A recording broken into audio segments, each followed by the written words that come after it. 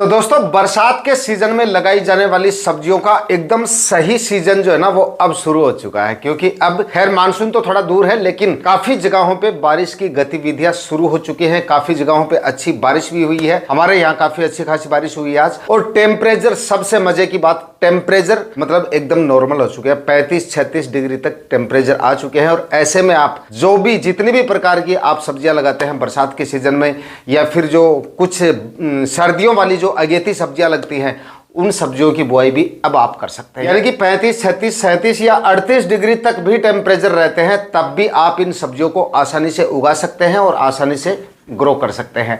आज इस वीडियो में मैं आपको बरसात के सीजन में लगाई जाने वाली दो ऐसी ही सब्जियों के बारे में जानकारी देने वाला हूं, जिनकी बुआई अब आप आसानी से कर सकते हैं।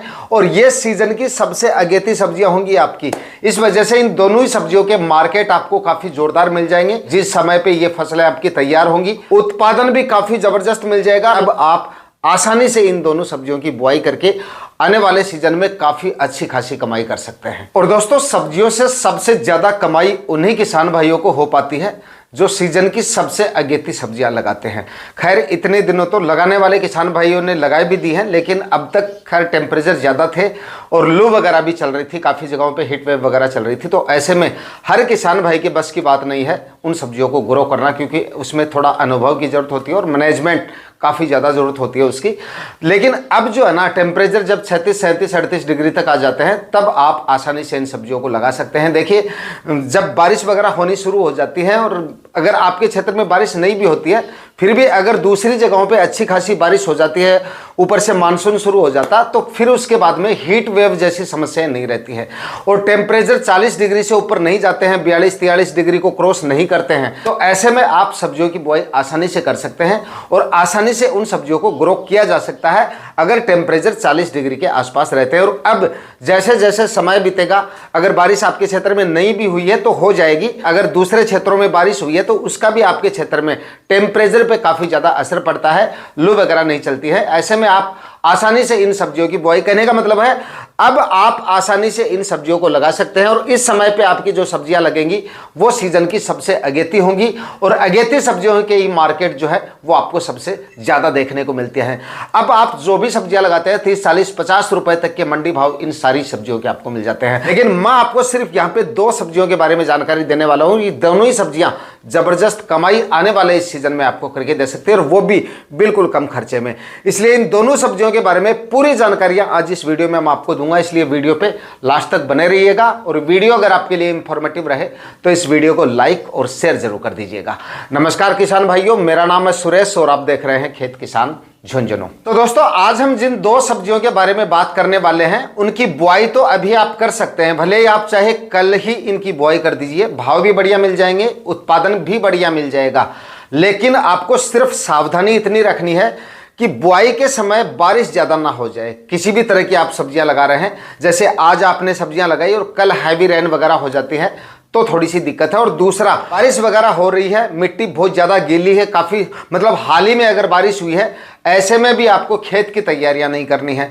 मान लीजिए आपने खेत की तैयारियां पूरी कर ली, कंप्लीट करने के बाद में जैसे बेड वेड बना लिए, कंप्लीट तैयारियां हो गई, सिर्फ बीज लगाना था, तब बारिश हो जाती है, उसकी कोई दिक्कत नहीं है। लेकिन ऐसा नहीं है कि आपका खेत इतने दिनों से खाली पड़ा था, अब हैवी रेन हुई है, मिट्टी एकदम मतलब पूरी तरह से गीली है, नमी एकदम ज़्यादा है, उसमें अगर आप तैयारियां कर रहे हैं खेत की तो थोड़ा सा गलत है। तो वो थोड़ा सा देख लीजिएगा, जब बारिश होके रुक जाए और 2-5 दिन का समय निकल जाए, उसके बाद आपको जमीन की तैयारियां शुरू करनी है। और बुआई के समय सिर्फ इतना आपको ध्यान रखना है कि आज बीजों की बुआई कर रहे हैं, कल बारिश हो गई, ऐसा भी नहीं होना चाहिए। जहां तक हो सके मौसम को देखकर और उसके बाद इन दोनों सब्जियों की आपको बुआई करनी है। और दोस्तों इन दोनों ही सब्जियों में पहली जो हमारी फसल है वो है मूली की खेती। इस समय पे किसान भाई फिलहाल मूली आप लगा सकते हैं। सीजन की सबसे परफेक्ट फसल है, उत्पादन और मंडी भाव दोनों ही लिहाज से।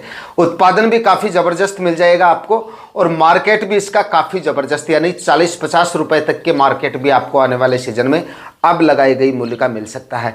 कभी भी आप इसकी बुआई कर सकते हैं। और हाँ, बिल्कुल कम खर्चे की फसल है। इस समय पे हम जितनी भी प्रकार की सब्जियां लगाते हैं बरसात के सीजन में, उसमें रोग बीमारियों के लिए अनुभव की भी आपको आवश्यकता होगी, खर्चा भी उनमें काफ़ी ज़्यादा होता है। मूली में ऐसा नहीं है। मूली में आप जो है साधारण तरीके से जो फसलें आप लगाते हैं, और मूली हर कोई किसान भाई लगाते भी हैं, तो इसलिए इसमें आपको ज़्यादा अनुभव की भी ज़रूरत नहीं है। और दूसरा, इसमें खर्चा जो है आपका वो काफ़ी कम होने वाला है।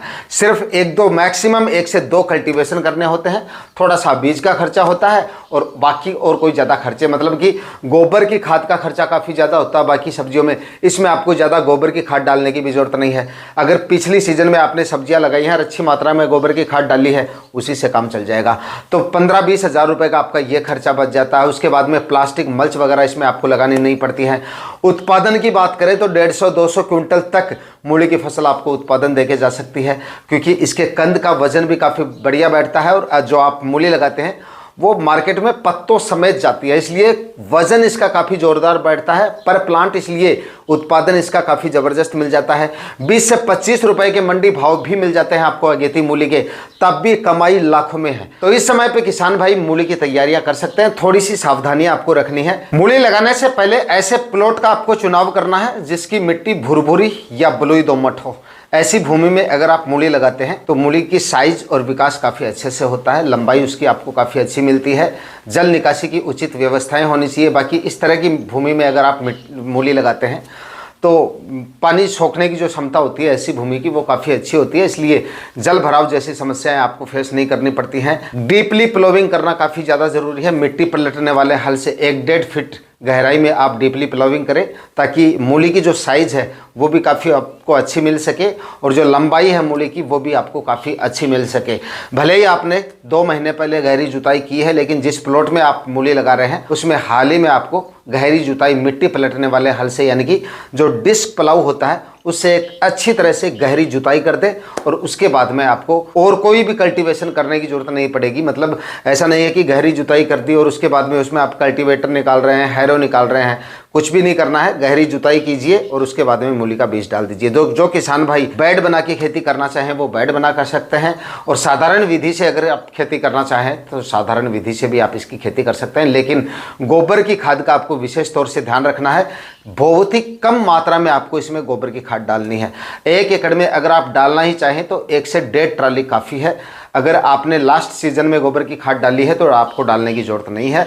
बाकी ज़्यादा मात्रा में आपको गोबर की खाद नहीं डालनी है, और कच्चा गोबर तो आपको भूल के भी नहीं डालना है। बस थोड़ी सी आपके प्लॉट में जल भराव जैसी समस्याएं बिल्कुल नहीं होनी चाहिए, ये सावधानियां रखें। और कच्चा गोबर आपको भूल के भी नहीं डालना है। गोबर की खाद काफ़ी किसान भाई ज़्यादा डाल देते हैं, या फिर कच्चा गोबर डाल देंगे। तो कच्चा गोबर अगर आप डाल देंगे तो जो प्लांट है मूली के शुरुआती स्टेज में खराब होने शुरू हो जाते हैं, सड़न वगैरह की समस्या आ जाती है। और अगर कंपोस्ट अच्छी तरह से कंपोस्ट गोबर की खाद डाल रहे हैं और ज़्यादा मात्रा में डाल दी तो उसमें जो मूछें निकल आती हैं मूली में, वाइट रूट्स जिसको बोलते हैं, दोनों तरफ काफ़ी ज़्यादा मतलब मात्रा में निकल आती हैं, वो आपको ज़्यादा देखने को मिल सकते हैं। इसलिए मार्केट आपको अच्छे नहीं मिलेंगे। और उसके बाद मूली गहराई जो है वो अच्छे से नहीं ले पाती है, मतलब जो साइज़ है कंद की वो आपको अच्छी नहीं मिलेगी, लंबाई अच्छी में नहीं मिलेगी। और मूली मार्केट में सबसे ज़्यादा वही चलती है जिसकी लंबाई अच्छी हो। मोटाई चाहे कम हो चल जाती है, लेकिन लंबाई अच्छी होगी तो मार्केट में अच्छी चलेगी। और लंबाई अच्छी नहीं होगी, वाइट रूट्स ज़्यादा होंगी, मतलब क्वालिटी भी अगर अच्छी नहीं होगी तो मार्केट में नहीं बिकेगी या कम दाम में बिकेगी। तो गोबर की खाद एकदम संतुलित मात्रा में आपको डालनी है ताकि कंद की साइज आपको काफ़ी अच्छी मिल सके। रासायनिक खाद और उर्वरकों में डीएपी खाद आपको जरूर डाल देना है। 30 से 40 केजी आप डीएपी डाल सकते हैं, और म्यूरेट ऑफ पोटाश ये भी आपको जरूर डालना है। यूरिया खादों का इस्तेमाल भी आपको कम से कम करना है। शुरुआत में अगर आप डालना चाहें तो डाल सकते हैं, अदरवाइज बाद में भी आप डाल सकते हैं। वो भी आप मिट्टी के हिसाब से, ज़रूरत के हिसाब से डालना है। अदरवाइज मतलब काफ़ी किसान भाई क्या करते हैं, मूली को देख कर लगते हैं यार इसका मतलब वेजिटेटिव ग्रोथ बढ़ाने की कोशिश करते हैं। ऐसे में क्या होता है, पत्तों की साइज़ तो काफ़ी अच्छी हो जाती है और कंद की साइज़ अच्छी नहीं ले पाती है आपकी फसल। तो नाइट्रोजन खादों का इस्तेमाल आपको कम से कम करना चाहिए। तो म्यूरेट ऑफ पोटाश डाल दीजिए, डीएपी डाल दीजिए। अगर डीएपी नहीं मिलती है तो एनपीके खाद डाल सकते हैं आप। एनपीके में 12-32-16 ले लीजिएगा, बहुत ही शानदार तरीके से काम करेगी। 40 केजी से काम चल जाएगा 1 एकड़ में। और दोस्तों अगर आपके खेत की मिट्टी थोड़ी भारी है, यानी कि थोड़ी भारी ज़मीन है, तो ऐसे में क्या होता है, वाटर होल्डिंग कैपेसिटी उस ज़मीन की ज़्यादा होती है, जल भराव जैसी समस्या आ सकती हैं। तो ऐसे में आपको फ्लैट सरफेस पे मूली ना लगाकर बेड बना के लगा देनी चाहिए। उनसे बेड बनाइए, करीब 3 फीट चौड़े और 1 से 1.5 फीट हाइट वाले अगर आप बेड बनाएंगे और उसके ऊपर मूली लगाएंगे तो फिर कोई दिक्कत नहीं है, क्योंकि इससे प्लांट जड़ को, जो कंद को फैलने के लिए और साइज़ गहराई लेने के लिए ठीक भुरभुरी मिट्टी मिल जाती है, और मिट्टी जितनी भुरभुरी होगी कंद की क्वालिटी और साइज उतनी ही ज़्यादा आपको मिलेगी।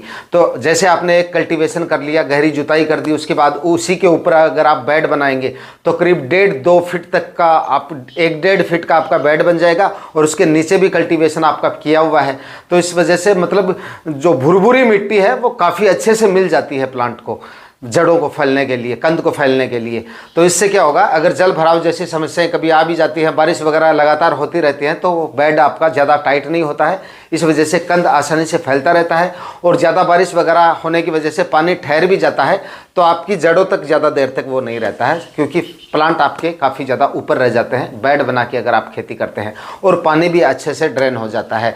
तो बेड बना के खेती करें। बाकी भुरभुरी और बलुई दोमट मिट्टी में आप इसकी खेती सिंपल और साधारण विधि से भी कर सकते हैं। कहने का मतलब है बिल्कुल कम खर्चे वाली फसल है, अच्छे मार्केट आपको मिल सकते हैं आने वाले सीजन में, और अगर मेहनत करेंगे, थोड़ा ठीक तरीके से काम करेंगे, तो इसमें आपका उत्पादन भी आपको काफ़ी ज़बरदस्त मिल जाएगा। और क्लाइमेट जो आने वाला जो सीज़न है वो इसके लिए एकदम परफेक्ट है। बस थोड़ा सा ताज़ा मौसम देखकर और उस हिसाब से आपको बुआई करनी है, थोड़ा सा बारिश वगैरह का देख के, और उसके बाद कभी भी आप इसकी बुआई जो है वो अब कर सकते हैं। इसके बाद में दोस्तों अगली जो फसल है ना, ये भी अब लगाने पर आपको काफ़ी ज़बरदस्त प्रॉफिट देके जा सकती है। मार्केट डिमांड इसकी भी आपको काफ़ी ज़बरदस्त देखने को मिलेगी, और उत्पादन भी अब लगाने पर आपको काफ़ी ज़बरदस्त मिल जाएगा। यानी कि किसान भाई अब जो है ना करेला लगा सकते हैं।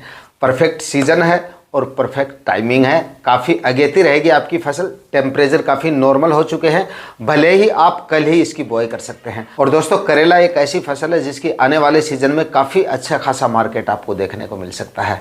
1 एकड़ में अगर आप इसकी खेती करते हैं तो करीब 150-200 क्विंटल तक करेला आपको, अगर आप आधुनिक तरीके से खेती करेंगे और रोग बीमारियों से अपनी फसल को दूर रखेंगे, अच्छी और हाइब्रिड वैरायटियों का सिलेक्शन करेंगे, रोग बीमारियों से अपनी फसल को दूर रखते हैं, तो करीब 100-125 क्विंटल से लेकर 150-200 क्विंटल तक करेला आपको उत्पादन देके जा सकता है। और अगर 100-125 क्विंटल उत्पादन भी अगर आपने निकाल लिया ना, इसका जो मार्केट है वो आपको इतना अच्छा मिलता है, यानी कि एवरेज मंडी भाव भी इसके 30-35 रुपए के मिलने के चांसेस रहते हैं ज़्यादातर सीजन में या ज़्यादातर महीनों में।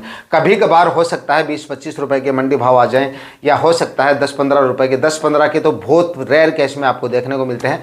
बाकी एवरेज मंडी भाव 20-25 रुपए के आपको मतलब एनी टाइम देखने को मिल जाते हैं। तो शुरुआत में अब जो हम फसल लगाते हैं वो हमारी काफ़ी अगेती रहती है, इस वजह से शुरुआत में 30-40 रुपए के या 50 रुपए के मंडी भाव भी आने वाले सीजन में मिल सकते हैं। तो अगर 35-40 रुपए के एवरेज मंडी भाव भी लेके चलें, और अगर 80, 90 या 100 क्विंटल उत्पादन भी हमें मिल जाता है, तो भी इससे 2 से 3 लाख रुपए का प्रॉफिट आराम से निकाल सकते हैं। लेकिन दोस्तों करेले में हमारा जो खर्चा है वो थोड़ा सा ज़्यादा हो जाता है, वहीं पर इसके मार्केट हमें थोड़ा उल्टा ज़्यादा मिल जाता है। खर्चा क्या होगा, एक तो इसमें आपको थोड़ी सी आधुनिक तरीके से अगर आप इसकी खेती करते हैं तो इसमें बरसात के सीज़न में मंडप तैयार करना पड़ेगा। तो 15-20 हज़ार रुपये का हमारा मंडप का जो यानी कि तारबाज का खर्चा हो जाता है, और उस पर से इसमें प्लास्टिक मल्च भी आपको लगानी पड़ेगी ताकि खरपतवार वगैरह जो है वो परेशान ना करे। और दूसरा, प्लास्टिक मल्च अगर आप लगा के इसकी खेती करते हैं तो उत्पादन भी इससे हमें बेहतर मिलता है। तो आधुनिक तरीके से या तो आपको लगाना नहीं है, इसकी जगह आप दूसरी फसल लगा सकते हैं अगर इतना खर्चा आप नहीं कर पा रहे हैं।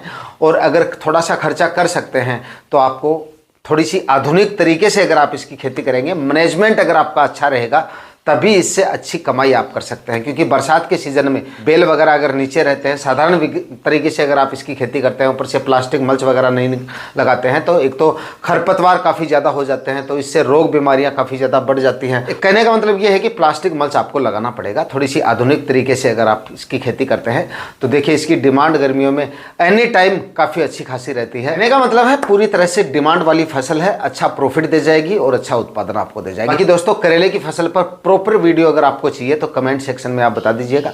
ज़्यादा से ज़्यादा अगर आप कमेंट करेंगे तो करेले पे आपको वीडियो मिल जाएगा। बाकी दोस्तों आज के वीडियो में इतना ही। वीडियो अगर आपके लिए इंफॉर्मेटिव रहा तो इस वीडियो को लाइक और शेयर जरूर कर दीजिएगा। चैनल पे नए हैं तो सब्सक्राइब कर लीजिएगा। मिलते हैं किसी और वीडियो में नए टॉपिक के साथ, तब तक के लिए जय जवान जय किसान।